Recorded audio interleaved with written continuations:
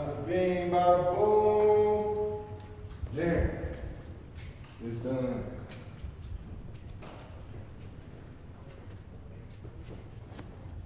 I bet. Alright. I'm a warrior.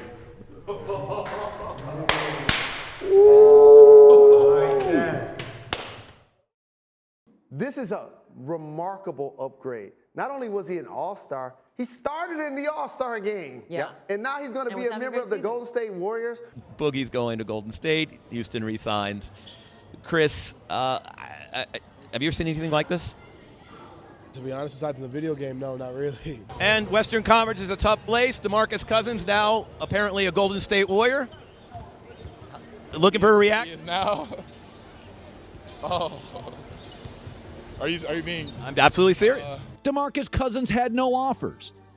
He's difficult. I'd say he's a head case. He's never played in a single playoff minute. And he has to go in now for a year and prove that he can fit with a good culture. Good luck. I could make an argument this isn't anything more than the beginning of the end for the Warriors. The 2019 Warriors were easily one of the most fascinating teams of all time. A team that just won consecutive NBA titles in dominant fashion, only losing 6 playoff games total in that run. They just got the best big man in the league. DeMarcus Cousins was coming off of one of the best half-decade stretches from a big ever, averaging 25 points and 12 rebounds in that span. A devastating injury to his Achilles, paired with a bad reputation of him not being mature enough to actually win at a high enough level, that kept him on the open market way longer than his numbers would otherwise suggest. Now, reportedly, the Pelicans did offer him a contract for around 2 years, $40 million, something like that. But he bet on himself, signed with the Warriors for the minimum, and created the scariest looking lineup ever. Now, this season for Golden State, it was different. They were looking to make history, only becoming the 6th team to ever three-peat, an extremely rare feat. And with the state of the NBA back then, it looked like they had a great chance. The Cavaliers were no longer a threat because they just lost LeBron. The Celtics, they looked to be their biggest threat, but nobody knew what we were getting because we hadn't seen their best talent together. The Spurs, they had just lost Kawhi. Houston, they retained CP3, but it came at a cost because they lost some big pieces. With the talent Golden State already had, plus getting DeMarcus Cousins, everything lined up perfectly for Golden State to make history. Now, Golden State started their season exactly how you would expect. 10-1 record, point differential of plus 14. This will come with Stephen Curry scoring 51 against Washington, damn near duplicating his MVP numbers in his first 11 games. KD going for 41 against the Knicks, averaging 27 in his first 11 games. Draymond looking like Draymond. And Klay Thompson, he was oddly struggling, and I mean struggling bad. In Klay Thompson's first 36 three-point attempts, he made 5 of them. This is arguably the second best shooter ever. Now, this is Klay Thompson, so we knew this wouldn't last forever. Like, he's going to break that cold streak. And when he broke that cold streak, not only did he break just that, he broke NBA history. On a night against Chicago, Klay Thompson broke the record with 14 three-pointers. Not only did he break the record, he did it in the most Klay Thompson way possible. 52 points in only 26 minutes on only 13 dribbles. Easily one of the best, if not the best, performances you're going to see from a shooter. Now, after this moment, the Warriors will face their first hurdle of the season, and to me, the one that opened up the first crack in such a tight-knit dynasty. Stephen Curry suffered a groin injury against Milwaukee, which took him out for about 11 games. In those 11 games, they went 5-6, and they also suffered their first 4-game losing streak since 2013. If you ever wanted to emphasize Steph's importance to just the overall locker room of Golden State, literally just 1 game after he left, the Warriors faced a gritty Clippers team at Staples, and Kevin Durant and Draymond Green got into this infamous argument live on TV. Now, during this argument, reportedly Draymond Green called Kevin Durant a female dog multiple times and even bragged about how they won without him and how he could leave if he so pleases. Now, you have to understand the current state of the Warriors at this time. They were winning championships, but they did have a lot of crucial decisions to make in the future. Kevin Durant had just signed a 1-year deal with a player option that following season, pretty much setting the stage for him to leave if he so pleased. Draymond was the one to me that pushed him over the edge. The Warriors at that time had a lot of financial situations to handle. Klay Thompson was on the last year of his cheap deal. Golden State had just signed Steph to a $200 million contract. Kevin Durant was clearly a rental, taking way less than he was worth. And Draymond only had 1 year left on his deal. Now, with Draymond already winning 2 championships with KD, 3 total, and knowing the financial state of the Warriors cap at that moment, of course, people would speculate that the bad blood stems from Draymond knowing that Golden State has to make big decisions for their future that may not include him. Right now, Draymond just hit Jordan Poole in almost the exact same situation. Jordan Poole is 23 on the last year of his deal, Andrew Wiggins is on the last year of his deal, and Draymond is basically on the last year of his deal. That's why Draymond had to clear the air, because the rumors, of course, they're going to exist. Now, bringing it back to the game, Draymond is always about the system, and at times, Kevin Durant admittedly believed the Golden State Warriors' system plateaus. I made a whole video about that. I find it interesting that in that specific game, KD had a usage percentage of 37%, while Draymond's was around 13 with Kevon Looney. So you can kind of see why Draymond was frustrated. The resolution of that situation was Draymond getting suspended for a game for conduct detrimental to the team, and Golden State just awkwardly moved on. How were you guys able to sort of move past anything that happened yesterday and just get out there and hold off that team down the stretch? Once the ball's tipped, nothing else matters. And I think that's the approach that everybody takes every time they step on the floor.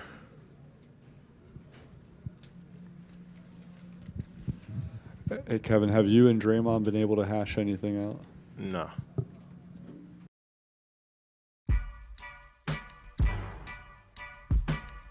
Now, even with the turmoil that was created from that argument, the Warriors' talent alone propelled them into constant dominance. They still finished their season with the best record in the West and clearly the favorites to win it all again.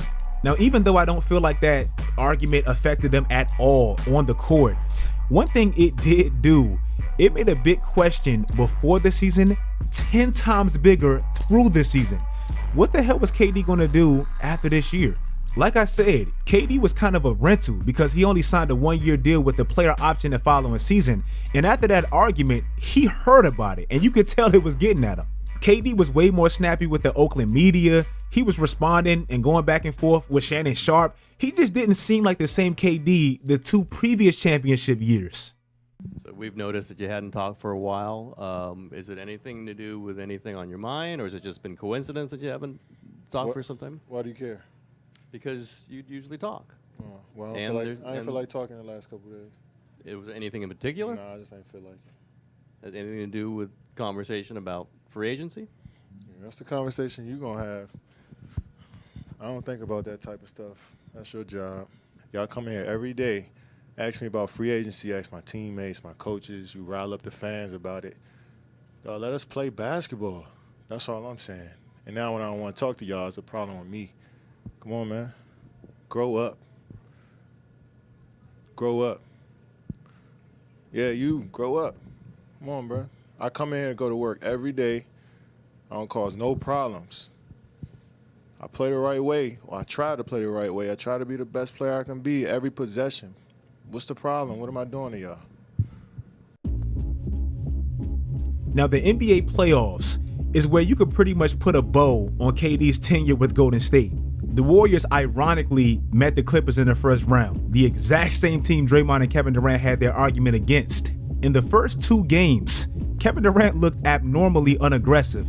In game 2 where they lost, Golden State scored 131 points. In the first half, KD shot the ball 3 times. In the second half, he shot the ball 5 times. This is where that memorable quote from KD, after being questioned about his unaggressiveness in those games, this is where it came from. I'm not gonna get in the way of the game because, you know, I want to have a little back and forth with Patrick Beverly. I'm Kevin Durant. You know who I am. Y'all know who I am. After this moment where people questioned his approach to those first 2 games, look at what he did to the Clippers in the next 4. The second round was a rematch against a team that a lot of people thought should have beaten Golden State. I did a whole video on that team. Check it out if you want to. In the first 4 games, both teams looked extremely strong at home. Golden State won their first 2 games at home behind Kevin Durant's 32 a night, and Houston, they defended their home court behind James Harden's 40 a night. Game 5 at Oracle is unfortunately where Kevin Durant's healthy career came to a premature ending with Golden State, with the third quarter being extremely nip and tuck between 2 clear evenly matched teams. KD will go up for his routine pull-up jump shot on Iman Shumpert, make the shot, and come back down the court a little slow and hobbled. I know we all remember this. Immediately, it looked like your typical Achilles injury, a contactless play where nobody hit him, the player looks back as if somebody did hit him, and you can tell it's probably his Achilles. Nobody wants to play doctor, but we've seen that 1,000 times. KD will be ruled out for the rest of this series, obviously, and Golden State survived this game behind Steph's 12 points in the fourth quarter. Game 6, it was like the whole team rallied behind KD's injury, led by Steph, but not just Steph. If you look at their top 6 players, excluding KD, they all pretty much had great games. The Western Conference Finals was supposed to be finally a fair matchup between 2 of the top 3 backcourts in the league, and this time it was no KD there to make it unfair. I know it's not simply one-on-one, but if it was, Steph just dominated Dame in this series and put to rest any questions about who was better between the two. But even with how dominant Steph was in this series, particularly without Kevin Durant, so you couldn't say that excuse anymore, that wasn't even the biggest story of the series. The Portland Trailblazers blew 3 consecutive 17-point plus leads in back-to-back-to-back games to get swept. They had 17-point plus leads in games 2, 3, and 4, and they got swept. Even without KD, Golden State was by far the best third quarter team in the league, as they still are to this day. But even with that being the case, Portland losing in that fashion, I just never understood how they could recover from that, and that was always the beginning of the end of that duo, in my opinion.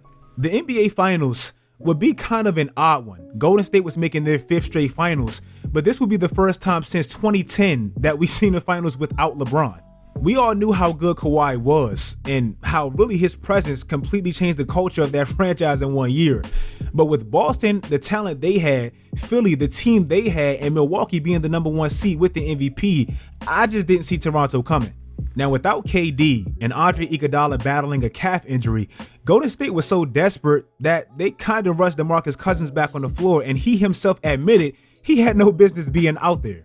He was already just working himself back from an Achilles injury, a devastating injury to a big. Then in round 1 against the Clippers, he tore his quad, and he was back in the NBA Finals. Now, the first 4 games were a lot closer than the scores would indicate, but with the level Toronto had elevated to with Kawhi leading the force, Golden State fell down 3-1.